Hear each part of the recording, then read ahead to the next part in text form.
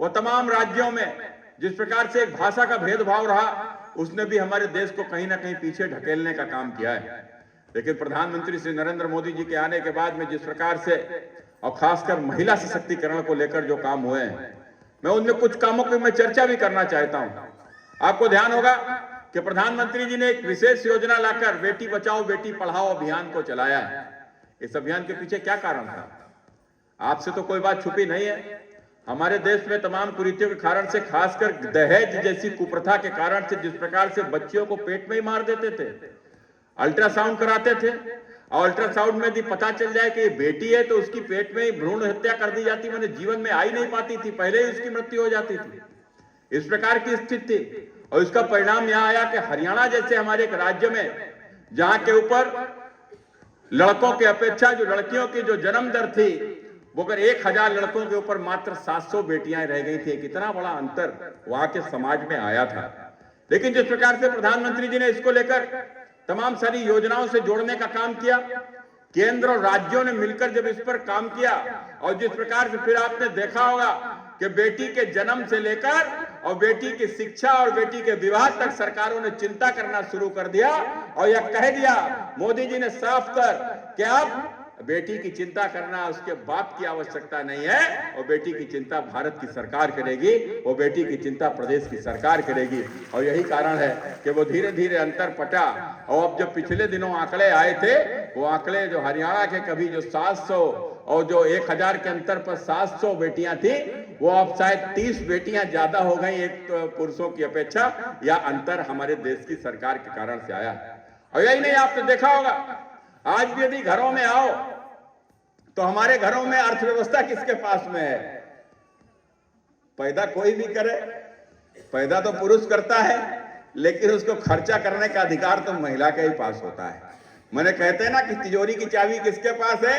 तिजोरी की चाबी तो घर की महिला के ही पास में है। तो आपने देखा होगा कि जिस प्रकार से घर में अर्थव्यवस्था महिला के पास में होती है, तो भारत की अर्थव्यवस्था भी एक महिला वित्त मंत्री निर्मला सीतारमण जी के पास में है। एक महिला को देश का वित्त मंत्री बनाने का काम भारत के यशस्वी प्रधानमंत्री नरेंद्र मोदी जी ने किया है। और यही नहीं, जिस प्रकार से तमाम पदों को आरक्षण को लेकर कि उनको नौकरी में भी आरक्षण महिलाओं को मिले, महिलाओं को इस देश में तमाम सारे चुनावों में भी उनको आरक्षण मिले, विधायक भी बन रही हैं, सांसद भी बन रही हैं, केंद्र प्रदेश सरकार में मंत्री भी बन रही हैं। एक इस प्रकार का अंतर लाने का काम भारत के प्रधानमंत्री श्री नरेंद्र मोदी जी ने किया है। इसलिए मैं आप सबसे एक जिस प्रकार से वो इस देश की महिलाओं को, इस देश की बेटियों को भी बराबर का अधिकार देते हैं और उनसे भी इस देश की मुख्य धारा में जुड़ने का आह्वान करते हैं, और साथ ही साथ वो हम सबसे उनका यह आग्रह भी रहता है कि आप देश को आगे ले जाने में भी आप बराबर की भूमिका निभाएं।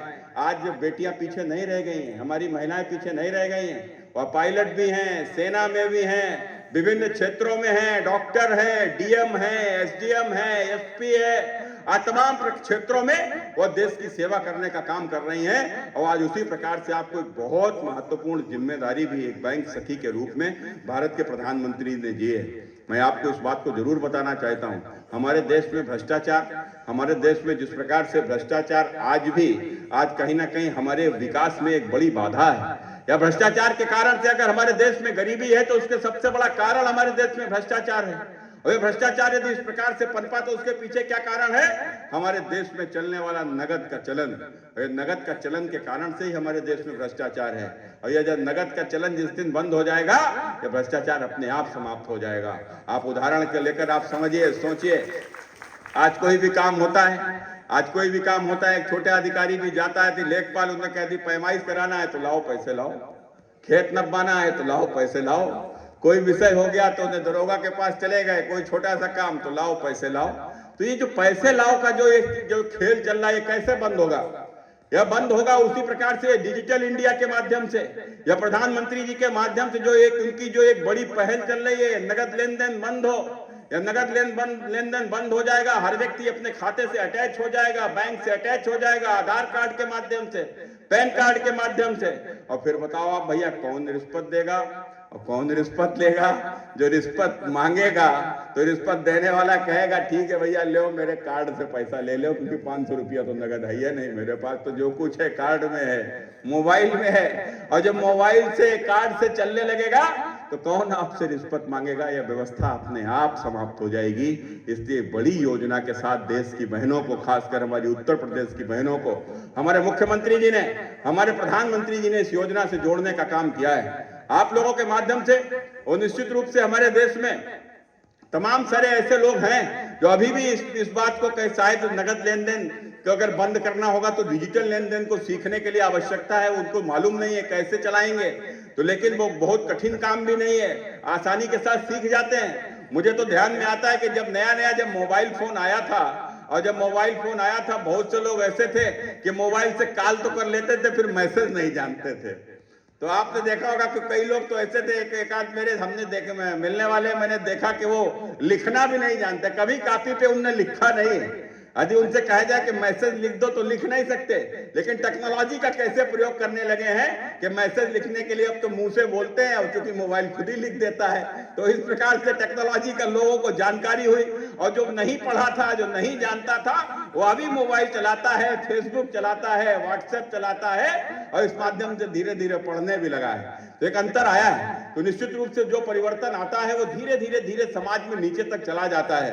तो अब मैं समझता हूं कि जब यह परिवर्तन इस प्रकार से आ रहा है, अब मैं तो चूंकि विधायक जी के साथ रहता हूं तो मैंने पैसे रखना छोड़ दिया, ये चीज तो अब इनसे ही सीखे।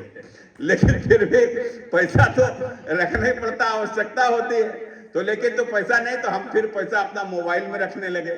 अब मोबाइल में रखने लगे तो उसका पूरा हिसाब किताब रहता है। अब मेरे पास में 10,000 रुपए पड़े हों, और 10,000 में हमने कहाँ 500 खर्च किए, कहाँ 300 खर्च किए, कहाँ 400 खर्च किए, पता ही नहीं कहाँ का, उसका हिसाब जोड़ो तो 2-3 हजार तो लिख पाओगे, बाकी 7,000 8,000 कहाँ चले गए पता ही नहीं चलता है। लेकिन आज जब मोबाइल मेरे पास में है और मोबाइल से पैसा खर्च करते हैं, एक एक पैसे का हिसाब किताब भी उसमें बना रहता है। ये कितनी अच्छी व्यवस्था है, और इस व्यवस्था से आज सरकार ने आपको जोड़ने का काम किया है। निश्चित रूप से इसमें आज जिस प्रकार से इसको बढ़ावा देने के साथ साथ या नगद लेन देन का भी जो उसको तो प्रतिबंध होगा ही होगा, और साथ में आज तमाम सारे हमारे ग्रामीण क्षेत्रों में आज इस प्रकार का एक लेन देन भी बढ़ेगा, डिजिटल लेन देन, और उसका लाभ निश्चित रूप से हमारे देश में खासकर गरीबों को होगा, हमारे देश के शोषित वंचितों को होगा।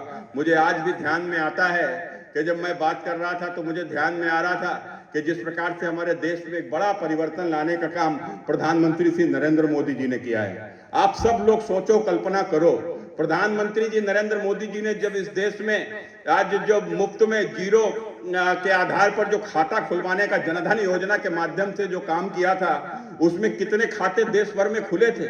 आप सब लोग सोचोगे तो आश्चर्य होगा, 44 करोड़ लोगों के खाते इस देश में जनधन खाते खोले गए। 44 करोड़ माने इस देश की इतनी बड़ी आबादी में 44 करोड़ लोगों में बैंक में खाता ही नहीं था। माने इस देश की बैंकों से लोग जुड़े हुए नहीं थे। अब आप बताओ, जो भी इस देश की अर्थव्यवस्था से नहीं जुड़ा होगा वो कैसे उसका विकास होगा। तो इतने 44 करोड़ लोगों का विकास तो संभव ही नहीं था।